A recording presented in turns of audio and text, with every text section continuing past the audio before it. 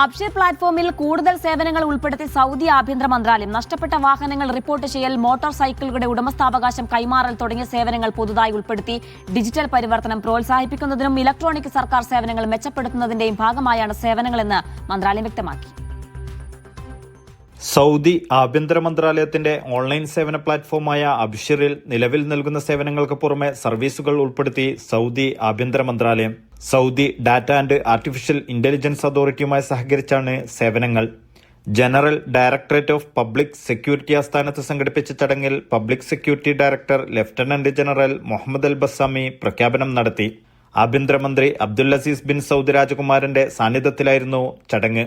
Air rifle licence നഷ്ടപ്പെട്ടത് report ചെയ്യൽ, സുരക്ഷാ ക്യാമറ സ്ഥാപിക്കുന്നതിനുള്ള അനുമതി തേടൽ, വാഹനം നഷ്ടപ്പെട്ടത് റിപ്പോർട്ട് ചെയ്യൽ, വാഹന ഇസ്തിമാറ നഷ്ടപ്പെട്ടത് റിപ്പോർട്ട് ചെയ്യൽ, മോട്ടോർ സൈക്കിൾ രജിസ്ട്രേഷനും കൈമാറ്റം ചെയ്യലും തുടങ്ങിയ 15ഓളം സേവനങ്ങളാണ് പ്ലാറ്റ്ഫോമിൽ പുതുതായി ഉൾപ്പെടുത്തിയത്. വ്യക്തിഗത അബ്ഷിർ പ്ലാറ്റ്ഫോം വഴിയും ബിസിനസ് അബ്ഷിർ വഴിയും സേവനങ്ങൾ ഉപയോഗപ്പെടുത്താൻ സാധിക്കും. Naushad Irikkur, media 1, Dammam.